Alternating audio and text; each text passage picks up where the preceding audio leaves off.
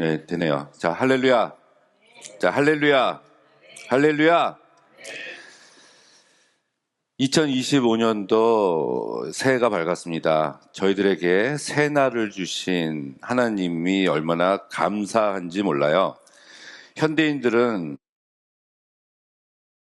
다 바쁩니다. 굉장히 바쁜 가운데 살고 있죠. 저도 바빠요. 여러분도 바쁘시죠? 그런 가운데 저희들은 하나님의 말씀을 사모해서 새해 벽두부터 이 늦은 시간에 교회를 찾아왔습니다. 주변에 내 옆에 사람들이 있고 없고 또 많은 사람들이 나왔고 적은 사람들이 나왔고 그런 것은 하나도 중요하지 않습니다.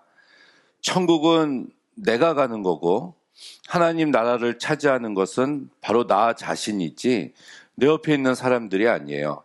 우리들에게 있어서 이 세상을 살면서 가장 큰 영광은 바로 하나님께 예배드림에 있음을 고백합니다. 하나님을 찬양함에 우리 인생의 가장 큰 목적과 영광이 있어요. 그렇기 때문에 이 자리에 나온 여러분은 아주 행복한 선택을 하신 겁니다. 제가 보기에도 이렇게 기쁜데 하나님이 보시기에 얼마나 기쁘시겠어요. 우리 존경하는 박홍규 목사님께서 사람들이 많이 없는 것 같다 하고 담임 목사님은 다 저렇게 생각을 합니다. 저는 괜찮아요. 한 사람, 그 한 사람에게 주시는 하나님의 말씀이라면 저는 주님의 사명을 감당한 아주 훌륭한 일을 했다고 하나님께 칭찬받을 수 있다고 저는 생각합니다. 할렐루야. 어제 스바냐에 대한 말씀을 봤습니다. 우리가 3장이 되는 1장부터 끝까지 이렇게 읽었었는데 어때요? 좋았죠? 네, 10번 읽기로 저랑 약속을 하셨습니다. 1년 동안, 앞으로 1년 동안 10번 읽는 게 아니라 이번 주에 10번을 읽는 걸로, 그리고 다음 주에 하박국 10번 읽고 말라기도 10번 읽고 하나님과 약속하셔서 하나님께 칭찬받는 여러분이 되시기를 주님의 이름으로 간절히 축원합니다. 목사 입장에서는 축복해주고 싶어요. 계속 축복해주고 싶습니다. 열왕기하 5장에 보면 나아만이 나옵니다. 나아만. 다 알죠? 문둥병이 걸렸어요. 자기 나라에서 고칠 수가 없어서 이스라엘 땅으로 이렇게 찾아오게 됩니다. 많은 재물을 가지고 왔어요. 근데 아람 나라의 나아만은 군대 사령관으로 이스라엘을 괴롭히는 데 앞장섰었던 사람입니다. 이스라엘 왕은 그 당시에 이것을 핑계로 또 트집을 잡으러 오는 것이 아닌가 염려하고 있었을 때 그때 하나님의 선지자가 엘리사였어요. 엘리사가 나한테 보내라 해서 나아만이 엘리사를 찾아갑니다. 찾아온 나아만 장군한테 엘리사가 열왕기하 5장에 요단강에 내려가서 자 7번 씻어라. 그러니까 우리 나라에도 깨끗한 물이 있는데 왜 그걸 씻느냐 화를 내고 돌아가려고 했는데 하인들이 말려서 씻게 됩니다. 그때 엘리사는 나아만을 직접 배면하지 않았어요. 그냥 집안에 있고 명령만 내렸을 뿐입니다. 씻었더니 몸이 어린아이처럼 피부가 깨끗해졌어요. 그래서 나옵니다. 나와가지고 나아만 장군이 엘리사를 찾아갑니다. 그리고 고백을 해요. 이제 상천하지에 이 세상에 여호와가 하나님인 줄 내가 알았나이다. 이렇게 고백을 하고 한 가지 용서를 구합니다 라고 나아만이 얘기를 해요. 그 용서는 뭐냐면은 내가 고국 아람에 돌아갔을 때 왕이 림몬의 신전에서 우상한테 절할 때 군대 장관이라는 직업 때문에 그거를 할 수밖에 없습니다. 이렇게 얘기를 해요. 그때 절할 때 내가 여호와가 하나님인 줄 알았지만 자기 나라에 돌아가서 우상에게 절할 때 이 마음을 헤아려 주시고 사유하여 주시기를 원합니다. 이렇게 엘리사한테 이야기를 하거든요. 그때 엘리사가 성경에는 뭐 직접 나왔다 이런 표현은 없지만 제가 추측해 보면 버선발로 뛰어나와서 그 나아만을 축복해 줬을 거라는 생각이 들어요. 그런데 성경에는 뭐라고 얘기했다는 대사가 딱 한마디만 나옵니다. 뭐라고 나오냐면 엘리사가 나아만을 향해서 평안히 가라 이 한마디밖에 안 해요. 근데 나아만이 듣고 싶었던 말은 뭐죠? 괜찮아. 너가 군대 장관직을 유지하고 그 아람에서 이제 여호와가 하나님인 줄 알았으니까 더 큰 하나님의 일을 할 수 있을 거야. 순간적으로 우상에게 절하는 것은 네 마음의 중심에서 하는 것이 아니니까 괜찮아. 이렇게 얘기해 주지 않았어요. 그가 곤란을 당하고 굉장히 어려운 상황에 처할 것을 알고 있었던 이 엘리사는 사실은 해줄 수 있는 말이 없었어요. 그래서 했던 말이 평안히 가라. 그 말은 엘리사라는 목회자가, 이 선지자가 정말 나아만을 불쌍히 여기면서 해줄 수 있는 최대의 축복의 말이었다고 저는 생각을 합니다. 그 뒤에 나아만이 어떻게 되는지 성경에 나오지 않아요. 신앙의 가책을 가지고 군대 장관직을 때려치우고 하나님을 섬겼는지 아니면은 계속해서 군대 장관직을 유지했는지 나오지 않지만 어떻게 됐는지 모르지만 저는 엘리사 입장에서 봤을 때 그 엘리사는 정말 애타는 심정으로 너무 안타까운 심정으로 이 나아만을 축복해 주는 그 한마디 평안히 가라 이 말을 했을 것이라고 생각을 합니다. 이게 목회자의 심정이에요. 이게 임마누엘 교회 담임 목사님이신 우리 박 목사님의 심정이기도 합니다.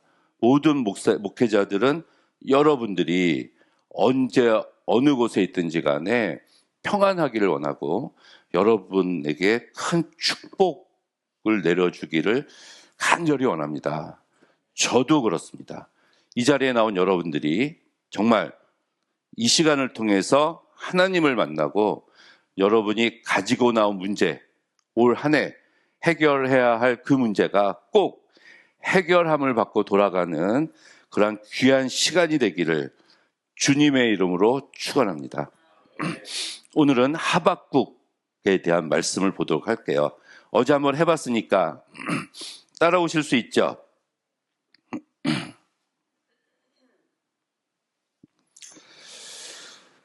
하박국 어제 스바냐는 어디 출신이다, 뭐 요시아 시대 때 있었던 사람이다, 뭐 히스기야의 현손이다라는 정보가 있는데 하박국 1장 1절에는 소개를 해주고 있지 않습니다. 그냥 선지자 하박국의 묵시로 받은 경고라, 신탁이다, 하나님의 심판의 예언의 말씀이다 이렇게만 나오고 바로 본론으로 들어가요. 근데 시대적인 상황을 보니까 바로 그 스바냐 시대 몇 년 지나서 활동을 하고 있었던 그 선지자 스바냐와 동시대 시대를 살았던 사람이라는 것을 알 수가 있습니다. 이때는 어땠냐 하면 자, 첫 번째 왕이 사울이었고 두 번째 왕이 다윗이었고 자, 세 번째 왕은 누구죠? 솔로몬이잖아요. 근데 솔로몬이 선한 왕이 아니었어요. 그래서 솔로몬이 죽고 나서 나라가 반쪽으로 나눠지게 됩니다. 그래서 솔로몬의 아들이었던 르호보암이 남유다 왕이 되고 유다 지파를 제외한 11지파가 여로보암을 중심으로 해서 북왕국 이스라엘을 세워요. 그게 930년이었습니다. BC 930년. 예수님 오시기 930년 전의 일이에요. 그러다가 북쪽 이스라엘은 약 200년이 지나서 722년에 당시 아수르, 어제 우리가 아수르의 수도가 어디라 그랬죠? 니느웨 그 아수르에 의해서 722년에 북왕국이 멸망당해요. 근데 남쪽은 살아남았습니다. 그 뒤에 살아남아서 한 600년 정도가 됐어요. 600년. 북왕국이 멸망하고 120년도가 지났다는 얘기예요. 그때 요시야 왕이 있었다 그랬죠. 어제 요시야 왕이 640에서 609년인데 요시야 왕이 죽고 그의 세 아들이 번갈아 가면서 왕이 됩니다. 처음에 엘리야김, 두 번째 여호야김, 세 번째 이제 시드기야가 마지막 왕이 되는데 요 시대예요. 요 시대. 그리고 시드기야 왕이 마지막이 되고 586년도에 바벨론이라는 나라에 의해서 남유다 왕국도 멸망을 당해요. 자, 대강 아시겠죠? 남유다 왕국이 멸망당하기 한 20년 전, 약 한 20년 전의 상황입니다. 그러면은 같은 야곱의 후손이었는데 북이스라엘은 벌써 멸망을 당한 상태고 아수르에 의해서 자, 남유다만 존속되고 있었는데 그 아수르도 또 멸망을 당했거든요. 그게 612년이에요. 612년. 아직 이 하박국이 활동했을 때는 아수르란 나라가 멸망당하지 않았던 시기인 것 같아요. 612년에 아수르가 멸망당합니다. 바벨론에 의해서. 그리고 608년에 느느웨 성이 완전히 함락돼서 역사 속에서 아수르란 나라가 사라져버리게 돼요. 자, 요 당시 아수르가 멸망하기 전에 북이스라엘은 멸망했고 남유다 여호야김이라는 사람이 왕노릇하고 있었던 바로 그 시기에 하박국이 하나님한테 질문합니다. 그랬더니 하나님이 대답을 해줘요. 근데 그 대답에 하박국이 만족을 못해서 두 번째 질문을 해요. 그랬더니 하나님이 두 번째도 대답을 해줘요. 그래서 그 대답을 듣고 하박국이 알았다. 그게 1장하고 2장이에요. 그래서 3장은 알았으니까 기뻐. 너무 기뻐가지고 노래를 불러요. 노래를 막 부르고 나서 끝난 게 3장입니다. 이게 하박국이에요. 간단하죠? 네, 끝났습니다. 하박국. 그럼 이제 뭐라고 질문을 했느냐? 하나님이 뭐라고 대답을 했을까? 두 번째는 어떤 질문을 했고 또 어떤 대답을 했고 그 대답에 어떻게 하박국이 만족을 했느냐? 그거를 살펴보도록 하겠습니다. 자, 첫 번째 질문이에요. 여호와여, 내가 부르짖어도 주께서 듣지 아니하시니 어느 때까지입니까? 하박국이 하나님 앞에 막 기도를 했는데 하나님이 들어주시지 않고 있다는 얘기입니다. 기도한 적 있죠? 간절히. 근데 하나님이 들어주시지 않는 것 같은 경험을 한 적이 있죠? 있어요. 없는 것처럼 그러고 계셔. 저도 있어요. 왜 아무 말씀도 안 하시지? 그때 우리가 느끼는 감정을 고상한 언어로 환장해서 미칠 지경이다. 또 얘기합니다. 내가 강포를 인하여 외쳐도 주께서 구원치 아니하시나이다. 어찌하여 나로 하여금 간악을 보게 하시고 패역을 목도하게 하시나이까? 대저 겁탈과 강포가 내 앞에 있고 변론과 분쟁이 일어났나이다. 이러므로 율법이 해이하고 공의가 아주 시행되지 못하오니 이는 악인이 의인을 에워쌌으므로 공의가 굽게 행함이니이다. 이게 질문이에요. 제 성경하고 조금 틀려도 같은 성경이라고 말씀드렸습니다. 단어가 약간 틀려도. 자, 뭐라고 얘기하고 있죠? 왜 의로우신 하나님이 불의한 사람들이 의로운 사람들을 괴롭히고 있는데 왜 가만히 계시나이까? 이렇게 질문을 한 거예요. 이 질문의 요지는 뭐냐면은 북이스라엘이 멸망을 당했다 그랬죠? 누구한테? 아수르한테. 북이스라엘이 왜 멸망당했냐? 이 성경을 보니까 거기에 약 19명의 왕들이 있었는데 르호보암, 바하사, 엘라, 시므리, 오므리 쭉쭉쭉쭉 나와서 마지막에 호세아 해서 끝나는 19명의 왕들이 있었는데 그 19명의 왕들 중 어느 누구도 하나님께 신실하고 선한 역할을 했었던 왕이 한 명도 없었습니다. 그러니까 그 백성들도 하나님을 떠났어요. 그래서 항상 이 북이스라엘을 향해서 선지자들이 계속해서 악의 길을 떠나서 회개하고 하나님께 돌아와라. 그렇지 않으면 너희들이 멸망당할 것이다 라고 외쳤던 선지자가 아모스예요. 호세아입니다. 그 사람이 미가였어요. 그 전에 외쳤던 사람이 엘리야와 엘리사였습니다. 엘리야 시대 때 있었던 왕이 누구죠? 아합이잖아요. 아합. 북이스라엘의 아주 악한 왕이었습니다. 그래서 아모스나 호세아가 지금 회개하고 여호와께 돌아오라, 아니면 나중에 멸망당한다, 이것을 계속해서 외쳤는데, 그 아모스가 활동했었던 시기가 780에서 740년 정도였어요.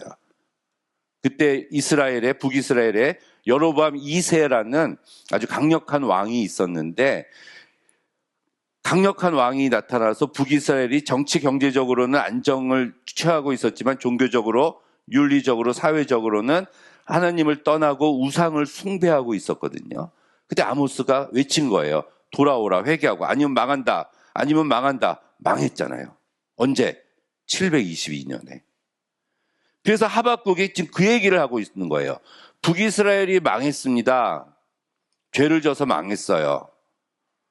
그런데 아수르는 더 악한 민족이 아닙니까? 그 질문을 한 거예요. 북이스라엘이 잘못했다는 것은 알겠는데, 그렇다고 더 악한 아수르라는 나라를 동원해서 그래도 그나마 하나님을 섬기고 있었던 북이스라엘 백성들이었는데, 소수라도 그들을 완전히 멸망시킨, 아수르를 동원해서 멸망시키는 것은 하나님의 방법이 아닌 것 같습니다. 라는 게 첫 번째 질문이에요. 왜 북이스라엘이 망했냐? 그러면서 하나님 나라에 이 살인, 강도, 겁탈의 문제들이 있습니다. 의로운 자가 고난을 받고 있습니다. 아수르의 괴롭힘을 볼 때, 북이스라엘이 망한 것을 볼 때 정말 하나님이 계신가? 하나님이 계시는데 왜 이 세상이 악하지? 이 질문을 한 거예요.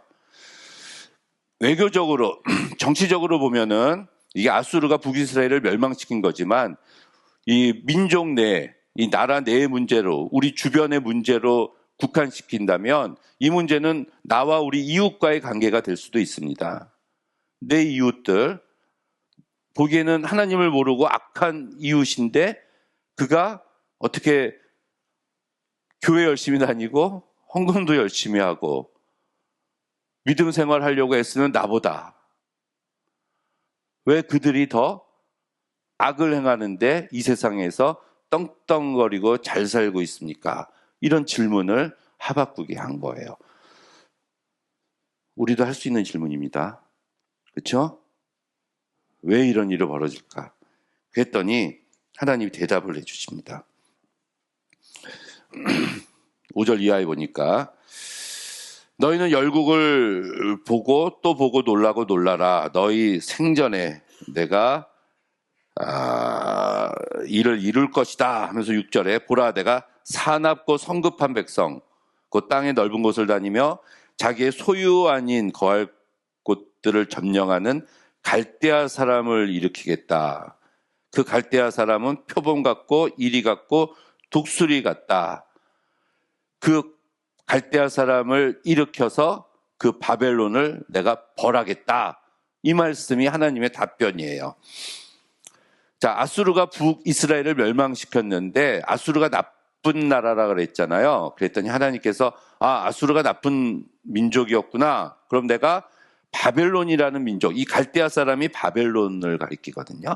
그래서 바벨론이라는 국가를 일으켜서 그 아수르를 멸망시키겠다라는 게 하나님의 답변이었습니다.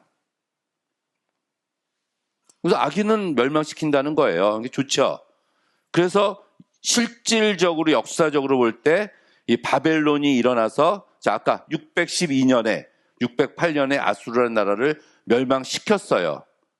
그런데 이 이야기를 들은 이 하박국은 그런데 북이스라엘이 악을 행했지만 더 나쁜 게 아수르였죠. 근데 아수르보다 더 나쁜 게 바벨론입니다라고 또 하박국이 두 번째 질문을 한 겁니다. 어떻게 바벨론이라는 이 악한 도구를 하나님의 공의를 실천하시는 그 하나님의 정의의 도구로 악한 바벨론을 사용하실 수가 있습니까? 그것은 하나님의 방법이 아닌 것 같습니다. 다른 대답을 주십시오 라고 질문을 한 거예요, 하박국이. 그랬더니 하나님께서 이 질문에 대해서 답변을 해주십니다. 이 만족을 얻어야 되는데 2장 2절이에요. 2장 2절에 보니까 여호와께서 응답하여 가라사대 뭐라고 말씀하시죠? 이 묵시를 기록해서 판에 명확하게 새겨서 달려가면서도 읽을 수 있게 해라. 뭐 여기까지는 좋아요. 그러면서 묵시는 정한 때가 있나니, 이 정한 때라는 게 나와요. 그 종말이 하지만 좀 속히 온다. 거짓되지 않다. 그것도 좋죠? 그러면서 비록 더딜지라도 기다리라. 지체되지 않고 정령 응하리라. 보라, 그의 마음은 교만하고 그의 속에서 정죄까지 못하나니, 그러나 우리가 너무 잘 아는 구절이죠. 의인은 믿음으로 말미암아 살리라. 했더니 이 말을 듣고 하박국은 알겠습니다 하고 깨달았어요. 자, 여러분도 그래요? 아니에요? 큰일 났어요. 이거 우리 깨달아야 되는데. 깨달아야 돼요, 이거. 일단 하나님이 이제 내가 하는 이 말을 어디서나 볼 수 있도록 기록해놔라, 명확하게. 그리고 나온 말이 뭐냐면 정한 때가 있나니, 이 말이에요. 하나님이 정한 때가 있다는 얘기예요. 이게 문제가 우리 신앙이 부딪히는 게 내가 정한 때가 있고 하나님이 정한 때가 있단 말이에요. 그게 맞으면 좋은데 그게 안 맞는 게 문제라는 거예요. 아브라함이 75세 때 하나님께서 부르셨습니다. 75세. 뭐라고 부르셨죠?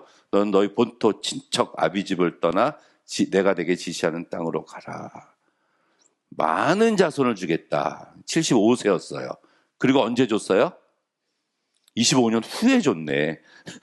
아브라함이 그걸 알았어요? 몰랐단 얘기예요. 그게 창세기 21장에서 이삭이 태어나거든요. 12장에서 불렀는데 그의 아내는 90세가 됐고, 근데 이삭이 태어나기 전에 한 구절이 나옵니다. 기한이 참해 정한 때가 이르러. 하나님께서는 아브라함을 75세 부르시면서 100세에 주기로 정하셨어요. 그래서 주신 거야. 다만 아브라함만 몰랐을 뿐이죠. 이게 문제예요. 이게 우리가 기도할 때 하나님께 어떤 거를 해주세요라고 간구를 하는데, 이게 우리는 언제까지 해주세요 이런 게 있잖아요. 근데 그거는 내 생각이라는 말이죠. 하나님은 몇 때는 틀리다는 얘기예요. 이게 아까 제가 말한 미치고 환장할 노릇이라는 겁니다. 이게.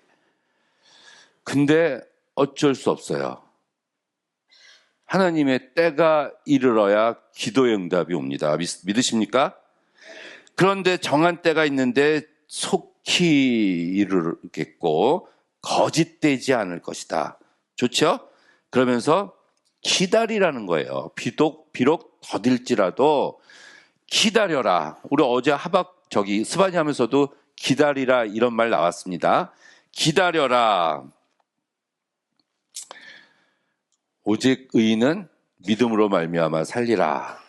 근데 갑자기 기다리라 하면서 뜬금맞게 믿음으로 말미암아 살리라가 나오네요. 우리가 너무 잘 알고 있는 구절이죠. 신약 성경에만 나오는 줄 알았죠. 사도 바울이 한 얘기인 줄 알았죠. 사도 바울이 하박국의 요 2장 4절의 말씀을 보고서 자기가 한 거예요. 여기서 의인은 믿음으로 말미암아 살리라 해서 그 믿음을 보면 제 성경은 아주 옛날 성경인데 밑에 관주에 이렇게 진실함으로 이렇게 써 있어요. 제 성경은. 여러분 성경엔 그런 거 없죠? 진실함으로라고 써 있는데 이게 에뮤나라는 히브리어 단어거든요. 에뮤나라는 히브리어 단어인데 그 단어가 어떤 뜻을 가지고 있나라고 봤더니 believe인 믿다, 믿음, 오직 의인은 믿음으로 말미암아 살리라. 믿음이 believe인. 두 번째는 patience, 이게 인내하다라는 뜻이거든요. 세 번째가 trust, 이게 진실하다, 신뢰하다 그런 뜻이잖아요.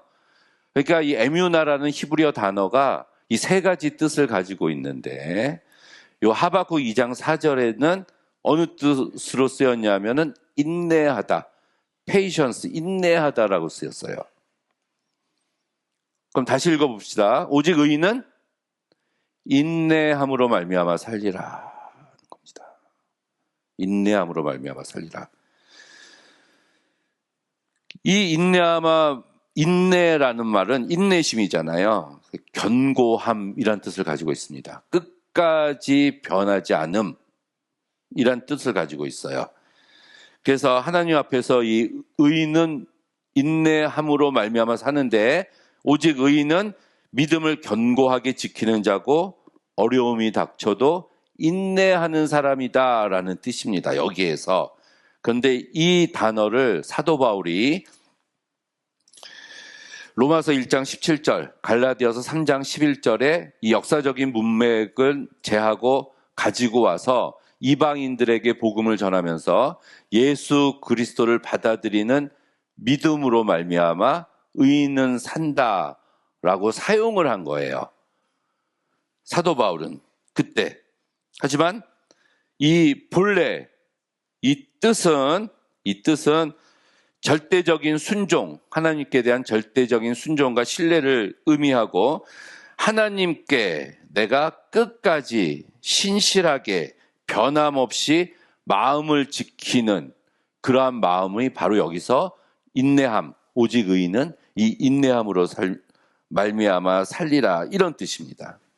결국 이 하박국은 어떤 이 세상에서 벌어지고 있는 악의 성행에 대해서 논리적, 철학적인, 합리적인 대답을 구하기를 원했지만 이 하박국이 결국은 그것을 통해서 경험적이고 신앙적인 인간으로 바뀌었다는 얘기입니다.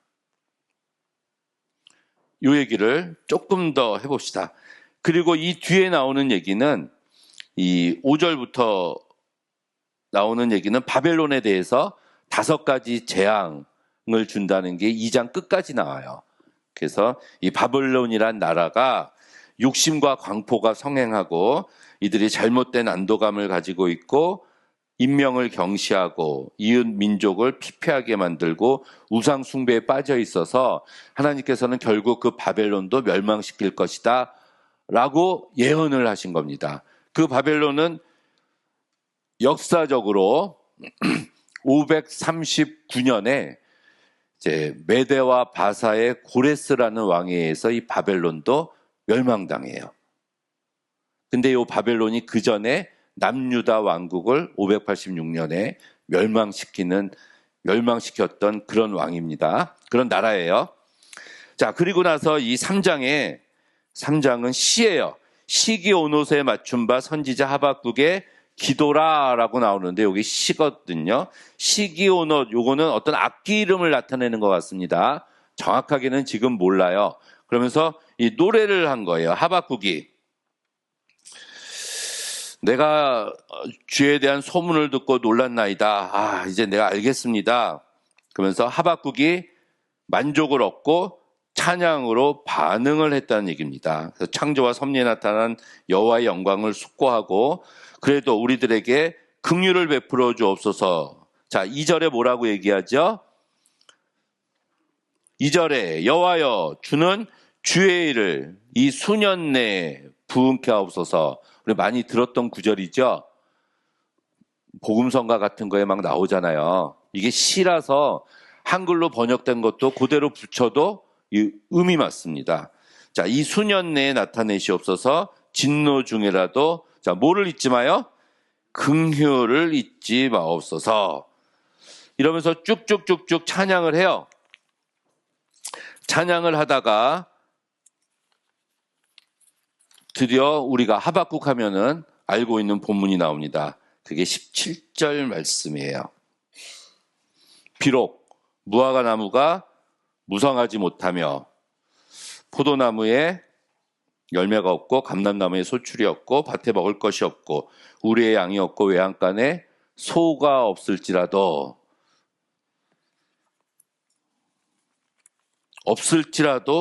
난 좋다. 나는 여호와로 말미암아 즐거워하며 나의 구원의 하나님으로 인해서 기뻐하리로다라는 찬양으로 이거를 끝냅니다. 결국은 하박국이 만족을 얻고 마지막에 이 고백을 했는데 저는 오늘 이 말씀을 가지고 한번 은혜를 나누려고 합니다. 처음에 하박국이 뭐라고 얘기하죠? 무화과 나무가 무성하지 못하다. 나무가 무성하지 못하다. 이것은 결국 잎이 무성하지 못하다라는 얘기예요. 무화과 나무의 잎이. 무화과 나무는 이 이스라엘 사람들에게 있어서 아주 훌륭한 나무였어요. 무화과 먹어보셨습니까? 열매는 당분, 철분, 비타민 같은 것이 풍부해서 이 무화과를 따먹는 사람들이 이스라엘에 있었어요. 특히 이제 보릿고개라고 하죠. 이제 소출이 없었던 그 시기에 무화과 나무가 이스라엘 사람들에게 있어서 식량 대용으로 쓰여졌습니다. 무화과 잎은 굉장히 넓어요. 그래서 우리 손바닥보다도 훨씬 커요.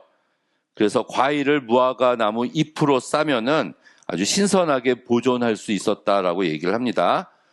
또 하나, 무화과 나무의 잎은 그늘을 제공하거든요. 그래서 신약 성경에 요한복음 4장에 보면은 빌립이 나다나엘을 데리고 예수께 왔을 때 예수께서 이스라엘의 나다나엘을 향해서 그 사람 너처럼 큰 자가 없다. 그때 나다나엘이 어디에 있었냐면은 무화과 나무 밑에 있었다. 이런 표현이 나와요. 아담과 하와가 범죄했을 때 벌거벗은 것을 부끄럽게 여기고 뭐로 가렸죠? 무화과 나무 잎으로 가렸다. 이런 말씀이 나옵니다. 근데 뭐가 없어요? 무화과 나무가 무성하지 못하다. 그럼 방금 제가 말씀드렸던 열매도 먹을 수가 없고 이 그늘에 깃들일 수가 없다는 얘기예요. 결국 우리가 부모의 그늘이라는 말을 하죠. 부모의 그늘은 어떤 거죠? 안전한 보호막을 해준다는 얘기거든요. 그럼 처음에 고백한 이 하박국의 고백은 무화과 나무 잎이 무성하지 못하다. 그것은 나에게 안전한 보호막이 없을지라도 이런 얘기입니다. 부모의 그늘 같은 것이 없을지라도 그 열매를 먹지 못할지라도 또 나다나엘처럼 그늘 안에서 편히 거하지 못할지라도 두 번째는 포도나무에 열매가 없다. 포도주 이 사람들은 많이 마십니다. 물보다도. 사마리아인의 비유가 누가복음에 나와요. 10장에. 그때 선한 사마리아인이 강도 만난 자에 만났을 때 그가 상처를 입었죠. 그때 포도주를 부어서 상처를 치료해 준 구절이 나옵니다. 상비약으로도 쓰였다는 얘기예요. 포도주가. 그래서 여행의 필수 품목이었습니다. 근데 아주 유명한 것은 포도주를 마시면 잔치자리였다는 얘기입니다. 요한복음 2장에 나오는 유명한 게 가나안의 혼인잔치. 예수께서도 포도주를 드셨죠. 혼인잔치에 빠지지 않는 것이 포도주예요. 그러면은 포도주는 즐거운 날 먹는 거거든요. 잔치가 벌어졌을 때 먹는 것이 포도주인데 지금 포도나무에 열매가 없대. 그렇다면은 이 상황은 잔치가 없는 상황이에요. 즐거움이 사라진 상황입니다. 기쁨이 없는 상황에 놓일지라도. 세 번째는 감람나무에 소출이 없다. 이게 올리브 기름이거든요. 올리브 요리할 때 이 기름을 사용합니다. 화장품으로도 사용을 해요. 사마리아인의 비유에서 포도주와 이 올리브유, 감람유를 부어서 그 사람을 치료합니다. 특별히 또 등잔불에 기름을 사용했을 때 이 감람나무의 올리브유를 사용을 했어요. 근데 이게 없대요. 등잔불을 밝힐 수가 없습니다. 어떤 상태가 되죠? 어두워져요. 어두워질지라도. 내 주변에 내 상황이 어두움에 아무것도 보이지 않는 상황에 놓일지라도, 자, 네 번째로, 밭에 먹을 것이 없다. 밭에 식물이 없다. 밭에서 우리가 먹을 거리들이 생겨나지 않습니까? 보리, 밀, 주식들, 부식들, 이런 것은 밭을 통해서 우리가 얻을 수 있어요. 양식이 끊어졌다는 얘기입니다. 농사를 지으면서 흘리는 땀의 보람도 없다는 얘기예요. 내가 먹을 것이 없을지라도. 그 다음에 뭐가 없죠? 우리의 양이 없다고 나오네요. 당시의 양은, 우리는 양고기를 많이 안 먹는데 전 세계적으로 돼지고기보다 더 많이 먹는 게 양고기라고 얘기를 해요. 이 고기는 훌륭한 단백질의 공급원이 됩니다. 양털로는 옷도 만들어요. 양젖도 먹고요. 특별히 하나님께 제사 드릴 때 어린 양을 희생 제물로 썼거든요. 그럼 양이 없으면 희생 제사도 드릴 수 없다는 거예요.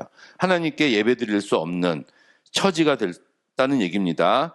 큰돈이 오고 갈 때 현금 대신에 교역품으로 양을 서로 주고받으면서 물물 거래를 했었어요. 유동 자산도 없다는 얘기입니다. 이 수양의 뿔로는 악기도 만들었어요. 기름을 담는 그릇도 만들었습니다. 바늘도 만들었고요. 이 뿔로 적이 올 때 물리치는 화살촉도 만들었어요. 양가죽으로 신발도 만들어서 신었습니다. 양피지에 글도 적었어요. 양의 가죽을 가지고 담요나 매트로도 사용했는데 우리의 양이 없으니까 제가 말씀드린 이 모든 것들을 할 수 없는 상황에 놓였다는 얘기입니다. 마지막으로 뭐가 없어요? 외양간에 소가 없을지라도. 가장 중요한 제사 때 쓰이는 것이 1년 된 흠없는 소잖아요. 그렇죠? 특히 농경사회에서는 이 소가 가장 중요합니다. 소를 팔아서 우리나라도 대학을 보내잖아요. 시골에서는. 특별한 잔치 때 한 마리 잡으면은 온 마을 사람들이 모여서 그걸 나누어 먹을 거죠. 짐을 운반합니다. 밭을 갈 때도 트랙터 대신에 사용을 했어요. 우유를 먹을 수가 있고 치즈를 만들어서 먹을 수도 있습니다. 그것도 못 만들어요. 생계 수단입니다. 오죽하면 십계명 마지막에 내 이웃의 소를 탐하지 말라라고 소라는 특정한 것을 명명해서 십계명에 나올 정도였습니다. 자, 이런 것이 모두 없을지라도 라는 얘기예요. 아무것도 없는 상태. 이게 점층법을 사용했거든요. 하찮은 것으로부터 시작해서 점점 중요한 것으로 옮겨갔습니다. 살아남기에 꼭 필요한 물질, 기댈 것이 모조리 박탈된 상태예요.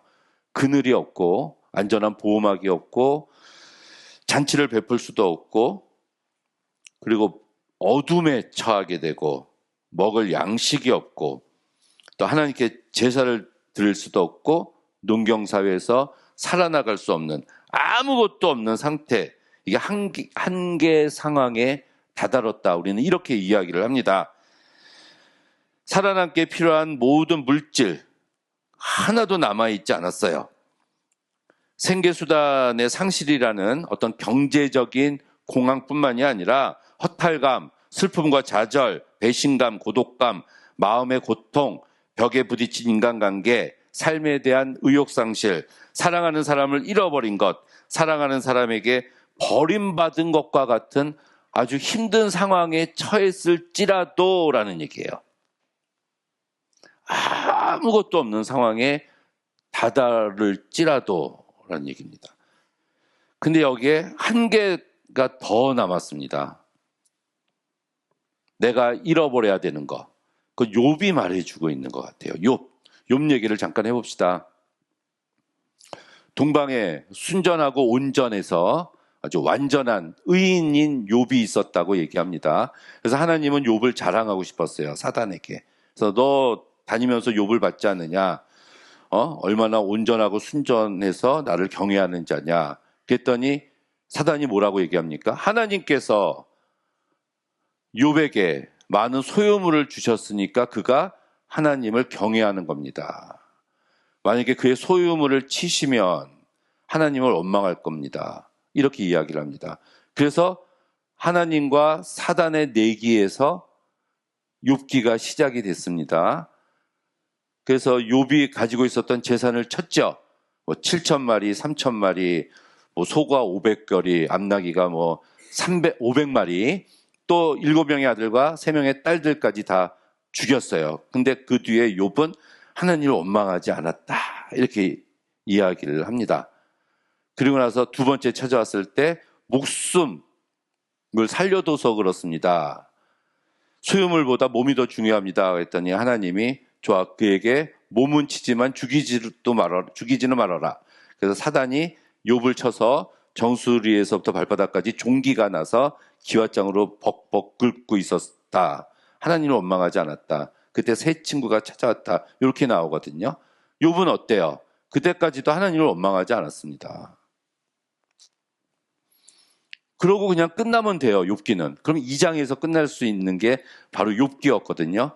근데 그 다음에 새 친구가 찾아와서 3장부터 마지막 42장인데 41, 뒤에 하나님이 나타나신 거 빼면은 그 뒤에 새 친구와 이 욥의 대화가 나와요. 대화. 엘리바스와 빌닷과 소발과 욥이 대화하는데 엘리바스가 얘기하면 욥이 대답하고, 두 번째 빌닷이 얘기하면 욥이 대답하고, 세 번째 소발이 얘기하면 욥이 대답하는 게 세 번 돕니다. 3번. 사이클이 돌아가고 마지막에 옆에 있었던 엘리후라는 사람이 나타나서 한 번 또 이야기를 하는 게 욥기의 내용이거든요. 이 친구들이 욥에게 뭐라고 얘기했냐면, 한마디로 말하면, 제가 요약을 잘해요. 한마디로. 죄를 져서 고난을 받는 것이다. 이렇게 얘기를 합니다. 새 친구의 공통적인 메시지는 욥, 너가 고난을 받고 있는데 그것은 너가 죄를 졌기 때문이야. 이 얘기예요. 근데 그때 욥은 뭐라고 얘기하죠? 끝까지 나는 죄가 없어 라고 얘기를 해요. 나는 죄 지은 적이 없어. 인과응보 사상이라고 하는데 이야기를 끝까지 합니다. 끝까지. 그러면서 마지막에 욥이 하나님을 원망했다 막 이런 말까지 나와요. 우리가 욥기에서 잘 아는 구절이 뭐죠? 내 심히 지금은 미약하지만 나중엔 창대하게 될 것이다. 이 말이 빌닷이 욥을 조롱하면서 한 말이에요. 빌닷은 욥이 나는 죄 지은 게 없어 그러니까 빌닷이 그럼 네 자식들이 죄를 져서 네가 고통을 받고 있는 것이다. 이렇게 얘기합니다. 그래서 회개하라는 거예요. 빌닷이. 회개하면은 네가 지금 미약하지만 나중에는 회개하면 창대하게 될 것이다. 그 구절은 하나님의 말씀이 아니에요. 하나님이 한 이야기가 아닙니다. 욥이 한 이야기도 아니에요. 조롱하면서 한 이야기예요. 문맥으로 보면. 집에 그거 있으면 내리세요. 내리시기 바랍니다. 욥은 왜 고난받았죠? 우리는 읽어보니까 알아요. 하나님과 사단이 내기한 거예요. 하나님도 알고 사단도 알아요. 우리도 알아요. 근데 누구만 몰라요? 욥과 세 친구들은 몰라요. 욥이 왜 고통을 받고 있는지. 그렇다면은 인생에 다가오는 고난이 죄 때문이 아니라는 얘기예요. 죄 때문이 아닐 수도 있다는 얘기예요. 3개월 암에 걸려서 죽게 됐어요. 신방을 갔어. 그래서 얘기를 합니다. 집사님 도대체 무슨 죄를 지었길래 암에 걸려서 그렇게 하면 돼요? 안 된다는 얘기예요. 그건 몰라요, 우리가.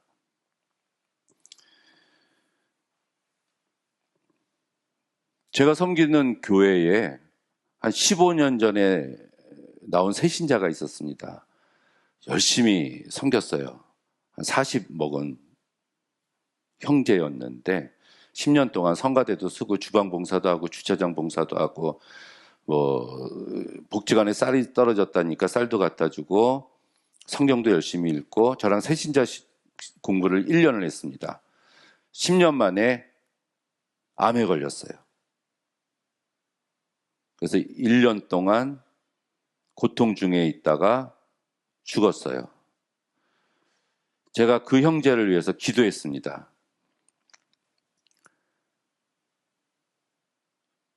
죽을 때까지 하나님을 배반하지 않고 죽게 해주세요. 이렇게. 병을 낫게 해주세요라고 기도하지 않았어요. 하나님을 원망하고 죽지 않게 해주세요. 그런 거예요. 까닭 없는 신앙이거든요. 욥은. 사단이 하나님께 얘기한 거는 하나님이 복을 주셨으니까 욥이 하나님을 경외하는 겁니다. 하나님은 아니다라고 얘기를 한 거거든요. 여러분 하나님 왜 믿으세요? 세상을 이처럼 사랑하사 독생자를 주셨으니 믿는 자마다 멸망치 않고 영생 얻으려고 하나님 믿어요? 수고하고 무거운 짐진 자들아 다 내게로 오라. 내가 너희를 편히 쉬게 하려고 하나님 믿습니까? 하나님 믿으면 장수하리라. 오래 살려고 하나님 믿어요? 욥기의 주제는 그게 아니라는 얘기예요. 까닭 없는, 그리 아니하실지라도. 우리가 처음 교회 나오면은 모세오경, 십계명 같은 말씀입니다. 우리 도둑질하지 않고 살인하지 않고 하나님 여호와 이외에 다른 신 섬기지 않고 그리고 그렇게 기도하잖아요. 복도 받고 그러다가 신앙생활을 하고 몇 년이 지나면 신령한 젖을 사모하며 믿음의 장성한 분량에 이르기까지 우리의 믿음이 성장해야 되잖아요. 어린아이가 태어나면 한 3살 때까지 먹여주고 재워주고 입혀주잖아요. 새신자가 교회에 오면 우리도 한 3년 동안 새신자한테 잘 해주지요. 근데 5년 지나고 애가 5살, 10살, 20살이 됐는데도 그러면 안 되잖아요. 성장해야 되잖아요. 믿음도 교회 나와서 어느 정도 시간이 지나면 성장해야 됩니다. 이게 나 중심에서 그 다음 단계가 예언서예요. 우리가 보고 있는 예언서. 예언서는 내가 아니라 남이에요. 남. 새벽 예배 나와서 기도하잖아요. 무슨 기도하십니까, 여러분? 기도 제목 있잖아요. 기도하잖아요. 그 기도요, 돈만 있으면 돼요. 여러분의 기도 제목들은. 뭐하러 기도하세요? 돈만 있으면 되는데. 성숙하면 나를 위해서 기도하지 않습니다. 내 옆에 있는 사람을 위해서 기도해요. 우리 목사님이 새벽 예배 때 목사님 자신을 위해서 기도할 것 같아요? 여러분들을 위해서 기도하잖아요. 그 다음 단계가 있어요. 그게 욥기입니다.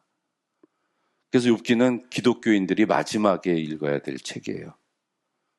그리 아니하실지라도. 사단이 욥의 소유물을 쳤어요. 재물 다 쳤잖아요. 자식 10명 다 죽였어요. 하나님 원망하지 않았거든요.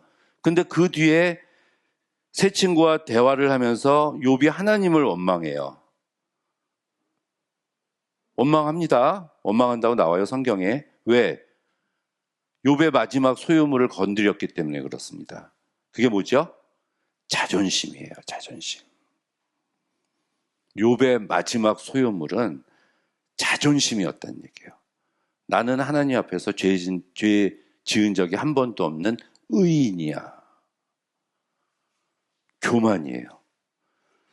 나는 우리 동네에 나가면 노인들도 나한테 절을 했고 나는 어떤 여인을 보고 한 번도 흑심을 품어본 적이 없고 욥기에 나오는 내용입니다.